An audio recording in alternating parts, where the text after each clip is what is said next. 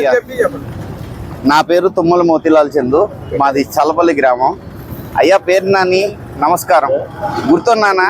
2019 ఇదే రోజున నీ అధికార బలుపు చూపించి నన్ను హైదరాబాద్ నుంచి పిలిపించి స్టేషన్లో అరెస్ట్ చేయించావు. మరి నీ దగ్గర అధికార బలం ఉంది, అన్నీ ఉన్నాయి కదా, నువ్వేదో పెద్ద పుడింగివు కదా. మరి ఇన్నాళ్ళు ఏమయ్యా కోర్టుకి రావడానికి? ఇప్పటికీ సుమారుగా 50 పైన ట్రయల్ నడిచింది. కోర్టు సమన్స్ ఇస్తే సంవత్సరం నుంచి సమన్స్ తీసుకొని కోర్టుకి అటెండ్ కాకుండా దాక్కున్న నువ్వు చంద్రబాబు గారి గురించి లేకపోతే పవన్ కళ్యాణ్ గారి గురించి మాట్లాడేవాడివి అయిపోయావా? ఏమనుకుంటున్నావు నీ గురించి? నీ జీవిత చరిత్ర మొదలెడదామా? 2004 నువ్వు కార్పొరేటర్గా కూడా మాట్లాడే స్థాయిలో లేనప్పుడు సిగరెట్ అట్టముక్కల మీద నీకు స్క్రిప్ట్ రాసి ఇచ్చింది ఎవరు? అది చూసి నువ్వు చదవలేక ఎన్నిసార్లు తడబడ్డావు? అక్కడ మొదలైన నీ ప్రాణమిత్రుడు గణిశెట్టి గోపాల్ని పార్టీలో ఏం చేసావు? పోనీ నువ్వు మీ నాన్న గొప్ప గొప్ప అంటున్నావు. అంబుల్ గారిని ఇందిరాగాంధీ గారు పొగిడితే ఎన్ని రోజులు నువ్వు మీ నాన్న కూర్చుని మొండేడుపులు ఏడిచారు? రాజశేఖర్ రెడ్డి ఇదే బందరికి వచ్చినప్పుడు అంబుల్ గారి ఇంటికి వెళ్ళారన్నప్పుడు వారం రోజులు హైదరాబాద్లో కూర్చుని మొండ ఏడుపులు ఏడిచిన నువ్వు ఈ రోజున నా పైన కేసు పెట్టావు, బాగానే ఉంది. అసలు నువ్వు చేసింది ఏంటి? నీ జీవితం ఎక్కడ మొదలైంది? మొదటగా వైఎస్ఆర్సీపీ జెండా పట్టుకున్నది మతివాడ రాము. ఆయన్ని ఏం చేశా? నీ రాజకీయం ఎప్పుడూ ఇంతేనా? పక్కన వాడిని తొక్కి పైకి ఎగవటమేనా? అక్కడ వరకు అయ్యింది. 2009లో గెలిచిన దానికి నువ్వు ఏ సంబంధం లేకోకుండా ఉన్న వాళ్ళని బాబాయ్ అబ్బాయి బంధం అంటూ కొత్తగా ఏదో మొదలెట్టావు. ఒక పుకార్ ఒకటి. నీ పేరు పిరికి సన్నాసి లేకపోతే పిరికి కేసి. లోకేష్ బాబు పులకేసి కాదు, నువ్వు ఒక పిరికి కేసి, నీ కొడుకు ఒక పులకేసి. పిరికేసి కొడుకు ఏమవుతాడు? పిల్లకేసి. సో ఈ రెండు నువ్వే, నువ్వు నీ కొడుకులు. అక్కడ 2009లో చెప్పావుగా బాబాయ్ అబ్బాయి బంధం అని. మరి ఈ అబ్బాయి జోలికి వస్తే ఆ బాబాయ్ ఊరుకుంటాడా? సిగ్గు లేకుండా మొన్న కొడుకును కూడా పంపించావు బాబాయ్ అంటూ కాళ్ళు పట్టుకోవడానికి. ఏమైంది? నీకు ఏమన్నా సపోర్ట్ చేశాడా? ఆళ్ళని దొక్కి ఈళ్ళని దొక్కి కాబుల్లో నేను తప్పితే ఎవరు రానంటున్నావు. అసలు నీ దగ్గర నీ వెనకాల ఉండే వాళ్ళకి ఎవరికి బిల్లులు ఇచ్చావు? ఏం చేసావు? గవర్నమెంట్ భూమిలో నువ్వు ఎట్లా కట్టవయ్యా వైఎస్ఆర్సీపీ పార్టీ ఆఫీసు?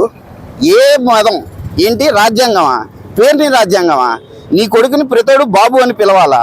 లేకపోతే వాళ్ళు 40 ఏళ్ళైనా 50 ఏళ్ళైనా కానీ బ్లాక్ చేసుకుంటావా? వాళ్ళకి బిల్స్ రావా? నీకు వచ్చిన ఓట్లలో ఇంకో 10,000 తగ్గించాం. నీ కొడుకు మొహం చూసి వేశారు. నువ్వు కనుక పోటీ చేసి ఉంటే 10,000 ఓట్లు కూడా వచ్చేవి కాదు. ఎప్పుడూ లేని మెజారిటీ ఎందుకు వచ్చింది? ఏ అన్యం పుణ్యం తెలీదు. పక్కన వాడు మినిస్టర్ అయినా నీకే ఏడుపు. కొల్లు రవీంద్ర అన్న పైన ఎన్ని కేసులు పెడతావు? ఏ ఒక్కటి ప్రూవ్ చేయగలిగావు? నువ్వు నా మీద పెట్టావు, రమ్మంటున్నా కోర్టుకి. ఎందుకు భయం? 6 నెలల నుంచి ఎందుకు దొంగ రాయబారాలు పంపిస్తున్నా? నేను నీకు కోర్టులోనే సమాధానం చెప్తా. నిజంగా నువ్వు మగాడివే అయితే అది ఇది కాదు, దా బందర్రా వచ్చి సమన్స్ తీసుకో. పోలీసుల్ని నువ్వు ఉన్న హైదరాబాద్కి పంపించడం పెద్ద విషయం కాదు. ప్రజాధనం దుర్వినియోగం చేయటం. సోషల్ మీడియాలో నేను ఒక పోస్ట్ పెట్టానని దానిపైన ఆయన నా పైన కేసు పెట్టారు. అయితే ఆ కేసుకి వాళ్ళు 5 సంవత్సరాల నుంచి అటెండ్ అవ్వకుండా తిరిగి కోర్టు నుంచి సమన్స్ ఇప్పించుకున్నాం. మా లాయర్ ద్వారా మేము మాట్లాడుకొని మేము న్యాయ పోరాటం చేయడానికి. ఆ న్యాయ పోరాటానికి కానీ ఈయన రెడీగా లేడు. ఎక్కడ? కాసేపు మినిస్టర్ అన్నాడు, 2.5 సంవత్సరాలు అయిపోయింది. తర్వాత నేను ఎమ్మెల్యే, నేను బిజీ అన్నాడు, అయిపోయింది. ఇప్పుడు ఏదీ లేకుండా హైదరాబాద్ పారిపోయాడు. నెపమాటికి పోలీసుల మీద నెట్టుతున్నారు. ఏమని? నాకు సమన్స్ ఇవ్వలేదు, నేను కోర్టుకి ఎలా వస్తానని. నువ్వు ఇక్కడ ఉంటేగా విడిగా మీడియా ముందుకు వచ్చి ఎందుకు మురుగుతావు?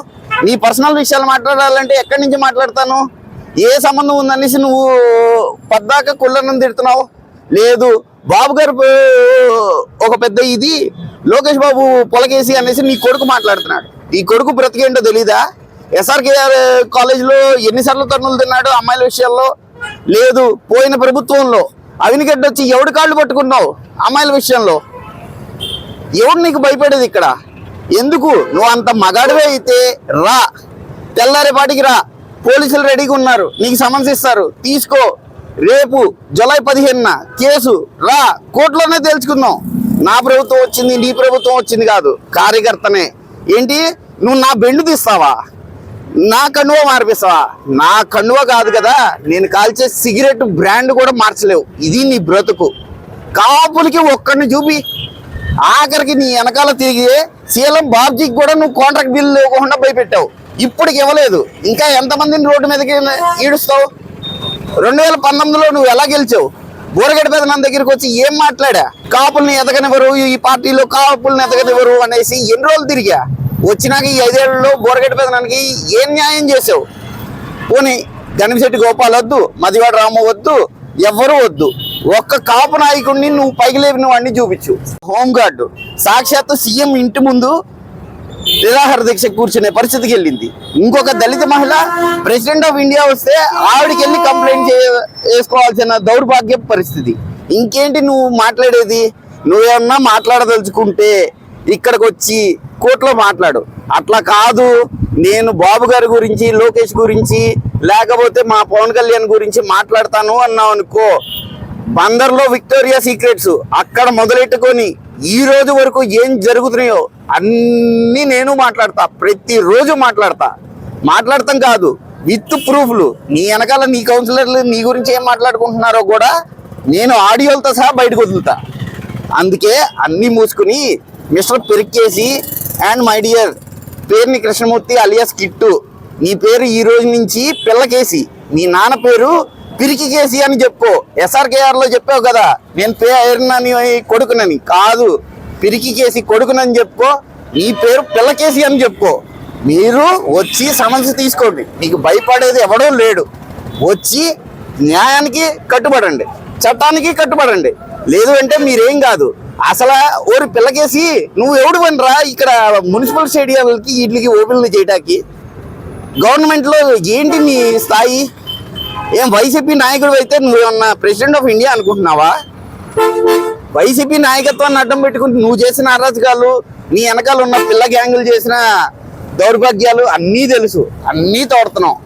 ఊరికినే ఎవరూ మాట్లాడలేదు అనుకోవద్దు.